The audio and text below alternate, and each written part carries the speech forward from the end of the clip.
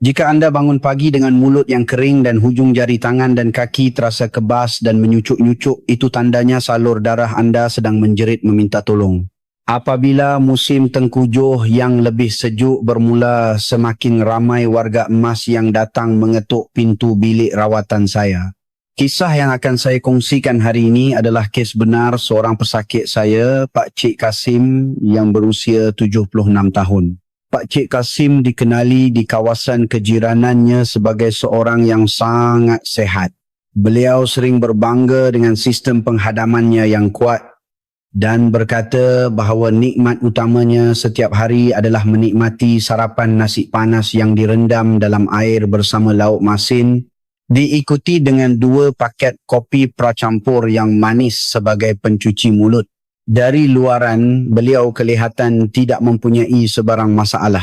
Namun di dalam tubuh Pak Cik Kasim, terutamanya pada pankreas dan salur darahnya, satu jeritan senyap sedang berlaku setiap pagi. Akhirnya, bulan lepas Pak Cik Kasim rebah kerana kakinya tiba-tiba lemah ketika cuba bangun dari katil. Dan hasil pemeriksaan mendapati beliau berada di peringkat awal komplikasi diabetes. Jadi, apakah sebenarnya puncanya? Adakah ia semata-mata kerana kopi pracampur? Bukan. Punca sebenar adalah kerana beliau mengabaikan persekitaran khas pada waktu pagi semasa musim yang lebih sejuk. Musim sejuk atau musim tengkujuh adalah musim yang paling kejam bagi penghidap diabetes. Apabila cuaca menjadi sejuk, salur darah kita yang boleh diibaratkan sebagai saluran paip di dalam badan akan mengecut untuk mengelakkan kehilangan haba badan. Bayangkan, saluran paip menjadi sempit tetapi darah pula menjadi lebih pekat kerana kurangnya aktiviti fizikal. Apabila darah pekat ini cuba melalui saluran yang sempit, sudah tentu tekanannya akan meningkat. Malah data statistik dari Persatuan Diabetes Malaysia menunjukkan satu fakta yang sangat mengejutkan. Purata bacaan gula dalam darah semasa berpuasa, fasting blood sugar bagi pesakit diabetes pada musim sejuk adalah 20 mg DL lebih tinggi berbanding musim-musim lain. Ini bukan sekadar bermaksud bacaannya naik sedikit. Ini adalah amaran bahawa dinding salur darah anda sedang menerima tekanan yang lebih kuat dan ia umpama bom jangka yang tidak diketahui bila akan meletup. Waktu yang paling berbahaya adalah pada waktu pagi ketika perut kosong. Sepanjang malam semasa kita tidur, badan kita tidak minum walau seteguk air, menyebabkan kepekatan darah meningkat. Jika ditambah pula dengan sarapan yang salah sehingga menyebabkan lonjakan gula sugar spike, ia ibarat menuang minyak ke dalam api yang sedang marak. Ramai orang mendengar nasihat di media tentang apa yang patut dimakan dan apa yang tidak patut dilakukan, tetapi mereka tidak faham prinsip asas mengapa badan mereka mengalami paras gula yang naik turun seperti roller coaster setiap pagi. Bagi kita orang Asia yang secara semula jadi mempunyai pankreas yang lebih lemah, cara pengurusan yang sama seperti orang Barat tidak akan dapat menyelesaikan masalah ini sama sekali. Jadi, saya telah sediakan solusinya. Hari ini saya, Dr. Rizwan Syafiq, akan mendedahkan preskripsi istimewa saya sendiri yang telah saya pelajari selama lebih 20 tahun merawat pesakit. Ini bukan cerita hospital yang membosankan. Saya akan terangkan segalanya. Bagaimana secawan teh yang diminum sejurus bangun tidur boleh melembutkan salur darah yang keras. Bagaimana urutan pergerakan penyepit atau sudu anda boleh melindungi pankreas. Bukan tentang telur rebus semata-mata. Dan juga rutin ajaib 10 minit pada waktu pagi yang boleh menurunkan paras gula dalam darah tanpa membelanjakan 1 sen pun. Saya jamin, cuba ikuti apa yang saya kongsikan hari ini selama 3 hari sahaja. Anda akan serta-merta merasakan hujung jari yang dahulunya kebas mula menjadi hangat dan kepala yang selalunya pening pada waktu pagi menjadi lebih segar. Pak Cik Kasim juga berjaya mengembalikan bacaan HbA1c beliau ke paras normal dengan kaedah ini. Sebelum kita mulakan perbincangan utama, sebagai tanda sokongan untuk kesihatan anda sehingga umur 100 tahun, sila tekan butang suka sekali dan tinggalkan perkataan sihat di ruangan komen. Azam kecil anda itu adalah langkah pertama dalam menjaga kesihatan. Baiklah, mari kita rungkai satu persatu rahsia menakjubkan di sebalik mengapa badan kita mengisytiharkan darurat setiap pagi pada musim sejuk. Tuan-tuan dan puan-puan, adakah anda mempunyai tabiat yang anda lakukan tanpa berfikir panjang pada waktu pagi? Mungkin kerana diberitahu ia baik untuk kesihatan atau dengan alasan gula dalam badan rendah? Izinkan saya berterus terang. 3 tabiat yang akan saya sebutkan ini jangan sesekali lakukannya pada waktu pagi semasa musim sejuk. Jika anda terus melakukannya, ubat sebaik mana pun yang anda makan hanyalah sia-sia, ibarat menuang air ke dalam tempayan yang bocor. Pertama, minum air madu atau kopi pracampur ketika perut kosong. Mungkin ada yang akan berkata, bukankah secawan air madu suam pada waktu pagi itu baik untuk kesihatan, doktor? Ya, ia mungkin benar untuk orang muda yang sihat. Tetapi bagi kita yang ia seperti menuang petrol ke atas kayu kering yang sedia terbakar. Kadar penyerapannya terlalu pantas sehingga pankreas tidak dapat menanganinya, menyebabkan paras gula dalam darah melonjak secara menegak.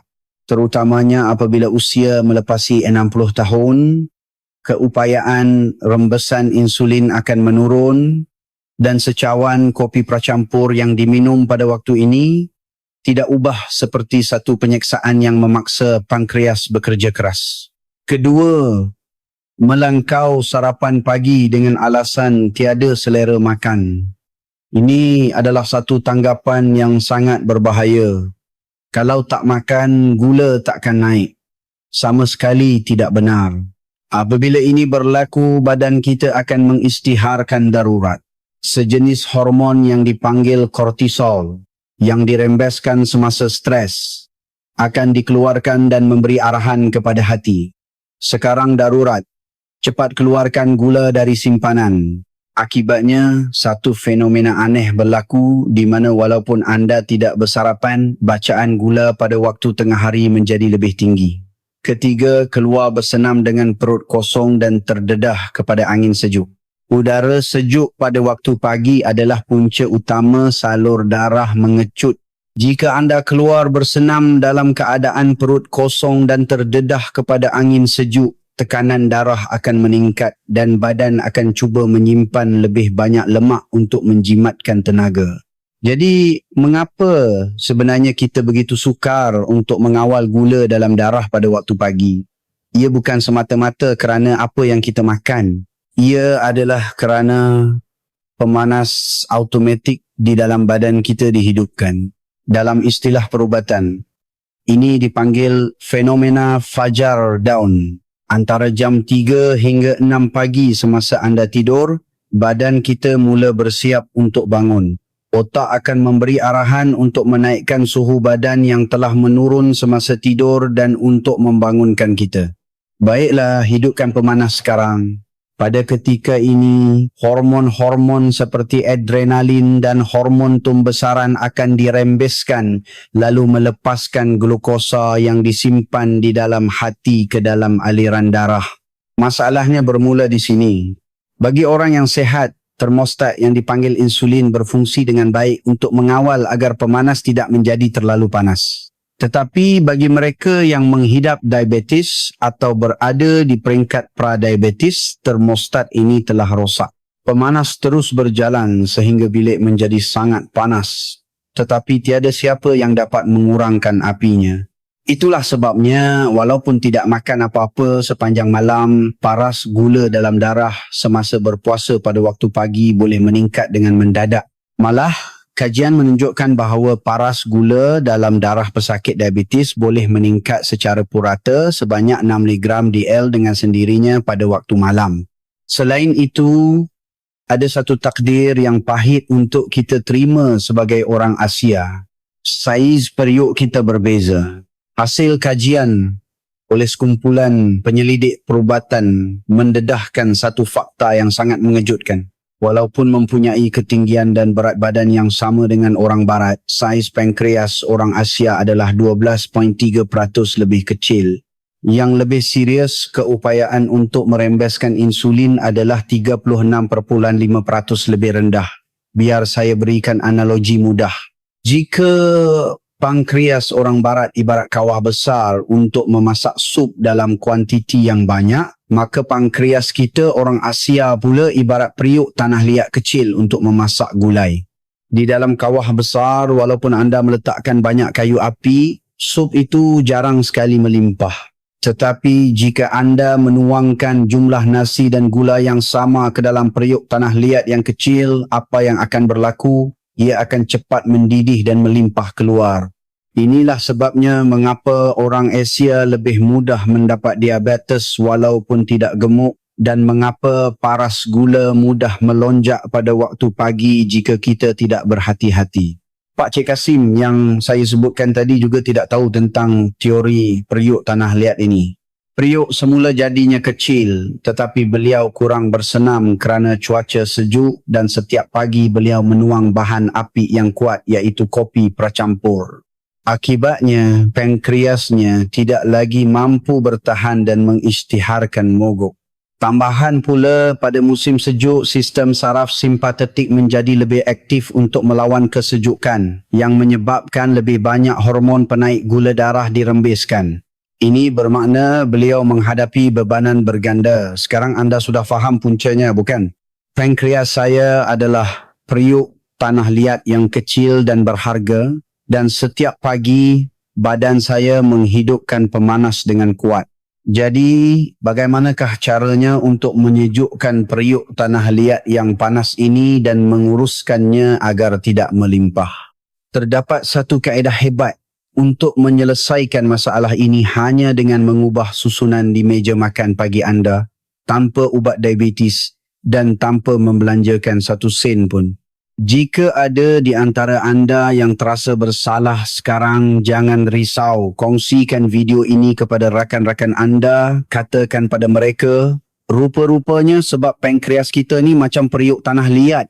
Apabila kita tahu bersama-sama, menjaga kesihatan menjadi lebih mudah. Baiklah tuan-tuan dan puan-puan, anda sudah lama menunggu. Mulai sekarang, saya akan kongsikan 3 penyelesaian konkret untuk melindungi pankreas kita yang kecil dan berharga ini sambil mengawal paras gula dalam darah pada waktu pagi. Kaedah ini adalah sama seperti tugasan yang saya berikan kepada pesakit-pesakit saya di klinik. Ia tidak memerlukan wang dan ia bukan ubat. Anda hanya perlu ubah susunannya. Pertama, sejurus bangun pagi, minumlah air ini, iaitu teh astragalus suam atau teh daun bungor. Sebaik sahaja anda bangun, berus gigi dahulu sehingga bersih, kemudian didihkan air dan campurkan dengan air sejuk untuk menjadikannya suam. Minum segelas 200 ml secara perlahan-lahan. Mengapa 2 jenis teh ini? Pertama, teh astragalus. Dalam perubatan herba, astragalus adalah herba utama untuk memulihkan tenaga. Tetapi bagi penghidap diabetes, ia adalah pelindung buah pinggang. Apabila paras gula tinggi, darah menjadi pekat, menyebabkan salur darah halus di buah pinggang mudah rosak. Astragalus membantu melancarkan pembuangan air kencing dan mengurangkan proteinuria, protein dalam air kencing. Namun wira sebenar dalam mengawal gula dalam darah adalah teh daun bungor. Namanya mungkin agak asing bagi sesetengah orang. Ia adalah sejenis tumbuhan yang tumbuh di kawasan tropika dan di dalam daunnya terkandung sebatian yang dipanggil asid korosolik. Saya menggelar sebatian ini sebagai polistrafik dalam salur darah. Apabila kereta-kereta glukosa terperangkap dalam kesesakan lalu lintas di jalan raya darah, polistrafik ini akan meniup whistle dan menguruskannya. Baiklah, jangan berkumpul di sini. Sila masuk ke tempat letak kereta di dalam sel, begitulah ia menguruskan lalu lintas. Kajian saintifik telah menunjukkan bahawa asid krosolik mengaktifkan pengangkut yang menolak glukosa masuk ke dalam sel dan boleh menurunkan paras gula selepas makan sehingga 30%. Oleh itu, ia digelar insulin berasaskan tumbuhan. Namun, ada satu perkara yang perlu diberi perhatian. Teh daun bungur ini sangat berkesan. Jadi bagi mereka yang sudah mengambil ubat diabetes dari hospital, pengambilan yang berlebihan boleh menyebabkan hipoglikemia, gula darah terlalu rendah. Oleh itu, mulakan dengan membancuh teh yang cair dan minum secawan sehari dahulu. Apabila badan sudah serasi, anda boleh tingkatkan kuantitinya secara beransur-ansur. Kedua, semasa sarapan, pasang penapis di dalam perut anda. Apa maksudnya ini? Maksudnya ialah ubah susunan pemakanan anda. Biasanya kita akan menyuap sesudu besar nasi ke dalam mulut, kemudian barulah mengambil lauk, bukan? Mulai hari ini hentikan tabiat itu. Wajib makan sayur-sayuran dahulu. Apabila anda duduk di meja makan, jangan buka pun tudung saji nasi. Ambil sayur-sayuran seperti salad, timun atau bayam tumis terlebih dahulu. Inilah proses memasang penapis di dalam perut. Apabila sayur-sayuran yang kaya dengan serat ini melapisi dasar perut terlebih dahulu, ia bertindak seperti jaring yang halus. Karbohidrat yang masuk selepas itu akan terperangkap pada jaring ini, menyebabkan proses penghadaman dan penyerapannya menjadi jauh lebih perlahan. Selepas sayur, barulah protein. Makanlah telur rebus, tauhu atau ikan. Apabila protein masuk ke dalam badan, badan kita akan merembeskan hormon yang dipanggil GLP-1. Komponen utama dalam suntikan rawatan obesiti yang sangat popular sekarang ini adalah hormon ini. Hormon ini akan menghantar isyarat ke otak tuan, perut sudah kenyang, berhenti makan. Akhir sekali barulah makan nasi. Apabila anda mengamalkan kaedah makan secara terbalik ini, apa yang akan berlaku? Pasukan penyelidik dari Universiti Cornell di Amerika Syarikat telah melakukan satu eksperimen. Mereka memberikan burger yang sama tetapi mendapati bahawa paras gula dalam darah orang yang makan roti dahulu adalah 37% lebih tinggi berbanding orang yang makan sayur dan daging dahulu dan roti kemudian. Mereka tidak mengubah jenis makanan. Hanya dengan mengubah susunan, paras gula turun seolah-olah telah mengambil sebiji ubat. Ketiga, selepas meletakkan sudu, beri makan kepada otot anda 30 minit kemudian. Selepas makan, anda biasanya akan berkata, aduh kenyangnya. Lalu baring di sofa sambil menonton televisyen, bukan? Pada saat itu, salur darah anda sedang direndam dalam air gula. Selepas 30 minit makan, glukosa yang telah dihadam akan mula membanjiri aliran darah. Inilah waktu keemasan anda. Berjalanlah selama 10 minit sahaja. Tidak perlu memakai pakaian sukan dan keluar rumah. Cukup sekadar berjalan ulang-alik di ruang tamu atau berjengket sambil membasuh pinggan. Mengapa ini penting? Kerana otot paha dan betis kita adalah seperti spen gergasi. Apabila kita bergerak, otot akan menguncup dan mengendur berulang kali menyedut glukosa yang terapung di dalam darah seperti spen. Yang lebih menakjubkan, ia tidak memerlukan bantuan insulin. Otot akan mencuri gula itu dengan sendirinya, membolehkan pankreas berehat. Pada mulanya, Pak Cik Kasim juga ragu-ragu. Beliau berkata, doktor, makan nasi dulu ke, makan lauk dulu ke, bila masuk perut kan semua bercampur. Apa bezanya? Tetapi saya minta beliau cuba lakukannya selama seminggu sahaja. Pagi-pagi bangun, minum secawan teh suam. Masa makan, kunyah sayur-sayuran dahulu dan selepas itu berjalan-jalan di ruang tamu sambil menonton berita. Selepas seminggu, apa yang beliau katakan? Doktor, selalunya lepas sarapan saya mesti mengantuk sampai kena tidur sekejap, tapi sekarang saya rasa segar sangat. Rasa mengantuk selepas makan yang hilang adalah bukti paling kukuh bahawa lonjakan gula telah berjaya dikawal. Bagaimana, tuan-tuan dan puan-puan? Tiada satu pun yang memerlukan wang, bukan? Daripada membelanjakan wang untuk suplemen mahal, lebih baik pergi ke pasar, beli sayur-sayuran segar dan sediakan uncang teh daun bunga. 3 kaedah yang saya kongsikan hari ini, jangan tunggu esok pagi, mulakan dari malam ini juga. Jika video ini bermanfaat, sila tekan butang kongsi kepada ahli keluarga yang anda sayangi. Terutamanya, tunjukkan video ini kepada suami atau isteri anda yang degil dan sering berkata, saya hidup dengan nasi sambil makan nasi dahulu. Baiklah, sekarang anda sudah tahu caranya. Teh untuk diminum, susunan makanan, dan berjalan. Tetapi mungkin esok pagi anda akan keliru. Kena minum air dulu ke atau makan nasi dulu? Jadi untuk melekatkannya di dalam kepala anda, saya akan rumuskan dalam satu formula mudah. Namanya ialah peraturan 30-30-10. Cuma hafal ini sahaja, tidak perlu pengiraan rumit. Pak Cik Kasim pun menampal nombor ini besar-besar di pintu peti sejuknya dan mengamalkannya. Cuba lihat jam anda. Katakan anda bangun pada pukul 6.30 pagi. Sejurus bangun, pergi ke tandas, dan 30 minit pertama adalah waktu untuk minum teh. Minum secawan teh astragalus atau teh daun bungur suam yang telah disediakan. Dan jangan terus makan.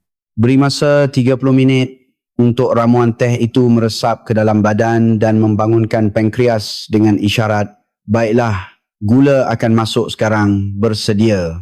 Dalam 30 minit itu, anda boleh kemas katil, buka tingkap dan tukar pakaian. Kemudian pada pukul 7 pagi, anda bersarapan. Apa yang penting pada masa ini betul, sayur, protein dan nasi mengikut urutan. Selepas makan, mungkin sekitar pukul 7.30 pagi, di sinilah datangnya 30 minit yang kedua. Selepas meletakkan sudu, jangan terus baring atau tidur. Beri masa untuk perut bekerja. Selama 30 minit, anda boleh basuh pinggan, tonton berita atau kemas meja makan. Dan apabila jam menunjukkan pukul 8 pagi, inilah 10 minit terakhir. Ini adalah masa di mana paras gula sedang bersedia untuk melonjak naik. Pada ketika ini, laburkan 10 minit sahaja untuk berjalan di dalam rumah atau melakukan squat ringan. Paras gula yang sepatutnya naik akan terus menurun apabila dicuri oleh otot. Bagaimana? Bangun tidur, tunggu 30 minit. Selepas makan, tunggu 30 minit. Dan kemudian berjalan 10 minit. Ikut saja rentak ini. Walau bagaimanapun, semasa merawat pesakit, ada beberapa soalan yang selalu ditanya oleh warga emas. Daripada soalan-soalan itu, saya telah pilih 3 yang paling berbahaya atau sering disalahfahami semasa musim sejuk dan akan menjawabnya dengan jelas. Soalan pertama, Doktor, saya seorang yang rajin. Setiap pagi jam 5 saya pergi mendaki bukit untuk dapatkan air mata air. Ini dikira senaman kan? Pak Cik, Mak Cik, saya merayu. Tolong hentikan aktiviti mendaki bukit pada waktu subuh semasa musim sejuk sekarang juga. Ini bukan senaman, tetapi perjudian yang mempertaruhkan nyawa. Waktu antara 4 hingga 5 pagi adalah waktu suhu paling rendah dalam sehari. Apabila anda keluar dari selimut yang hangat dan tiba-tiba terdedah kepada udara sejuk, salur darah anda akan mengecut secara serta-merta. Ini akan menyebabkan tekanan darah meningkat secara mendadak dan pada masa inilah salur darah yang lemah di otak atau jantung boleh pecah atau tersumbat. Malah, waktu paling ramai pesakit strok atau serangan jantung dibawa ke wad kecemasan adalah pada waktu subuh semasa musim sejuk. Senaman sebaiknya dilakukan pada waktu tengah hari apabila matahari sudah naik dan cuaca lebih panas, atau lebih baik lagi, lakukan senaman yang selamat di dalam rumah. Soalan kedua, buah-buahan kan baik untuk kesihatan, jadi bolehkan makan buah lepas makan nasi? Tidak boleh. Makan buah sebagai pencuci mulut selepas makan adalah tabiat yang paling buruk. Paras gula sudah pun tinggi selepas makan nasi. Dan jika ditambah lagi dengan gula dari buah-buahan, darah anda akan menjadi pekat dan melekit seperti madu. Tambahan pula, apabila nasi dan buah bercampur di dalam perut, ia akan menapai menyebabkan gas dan masalah penghadaman. Jika anda teringin sangat makan buah, makanlah 30 minit sebelum makan utama atau sebagai snack di antara waktu makan. Dan jangan kisar menjadi jus. Kunyah buah bersama kulitnya supaya seratnya membantu melambatkan kenaikan gula dalam darah. 2 biji oren atau separuh biji apel sehari adalah jumlah yang sesuai. Soalan ketiga, setiap kali musim sejuk, tumit kaki saya merekah dan berdarah. Ini bukan masalah besar kan? Ia sama sekali bukan masalah kecil. Bagi penghidap diabetes, kaki adalah lebih berharga daripada muka dan perlu dijaga dengan rapi. Apabila paras gula tinggi, saraf periferal menjadi kebas dan peredaran darah menjadi tidak lancar, menyebabkan anda tidak rasa sakit walaupun kaki terluka. Dalam cuaca kering pada musim sejuk, jika tumit merekah dan luka, kuman boleh masuk melaluinya dan menyebabkan jangkitan. Jika teruk, ia boleh membawa kepada ulcer kaki diabetik, satu keadaan yang boleh membawa akibat yang sangat menakutkan. Mulai hari ini, selepas mandi sebelum sapu lotion pada muka, jaga kaki anda dahulu. Sapu krim pelembap dengan banyak dan pakai stokin untuk memastikan kaki sentiasa lembap dan hangat. Baiklah, tuan-tuan dan puan-puan. Peraturan 30-30-10 dan 3 langkah berjaga-jaga yang saya kongsikan hari ini tidak akan berkesan jika hanya didengar. Bagi mereka yang berazam untuk memulakannya esok pagi, sila tinggalkan nombor 1 di ruangan komen sekarang. Nombor 1 itu adalah simbol komitmen anda untuk meletakkan kesihatan anda di tempat pertama dan ia adalah janji antara anda dengan saya. Apabila anda melihat orang lain juga meninggalkan komen 1, anda akan mendapat semangat dan tahu bahawa anda tidak bersendirian. Pak Cik Kasim pun pada mulanya rasa leceh, tetapi sekarang beliau boleh melakukannya walaupun dengan mata tertutup. Hanya perlukan 3 minggu untuk sesuatu itu menjadi tabiat. Sekarang sebagai penutup, saya akan ringkaskan isi penting hari ini dalam 3 baris ayat agar ia tersemat di hati anda, dan saya akan akhiri dengan perkembangan terkini Pak Cik Kasim. Ingat 3 perkara ini sahaja dari perbincangan panjang kita hari ini. Pertama, apabila bangun pagi jangan terus ke meja makan. Bangunkan dahulu pankreas kita yang ibarat periuk tanah liat itu dengan secawan teh astragalus atau teh daun bunga. Kedua, semasa makan wajib kunyah sayur-sayuran dahulu diikuti protein dan akhir sekali nasi untuk memasang penapis di dalam perut anda. Ketiga, 30 minit selepas meletakkan sudu, berjalanlah selama 10 minit sahaja untuk membiarkan otot paha anda menyedut gula dalam darah. 3 perkara ini nampak remeh, bukan? Tetapi hasilnya adalah seperti satu keajaiban.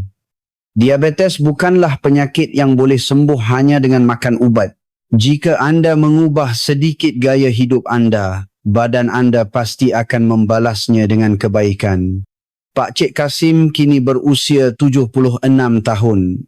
Jika warga emas berumur 76 tahun boleh melakukannya, tiada sebab mengapa anda tidak boleh. Jangan berputus asa dengan alasan sudah tua atau sudah terlambat. Pagi esok adalah peluang untuk anda memulihkan semula salur darah anda.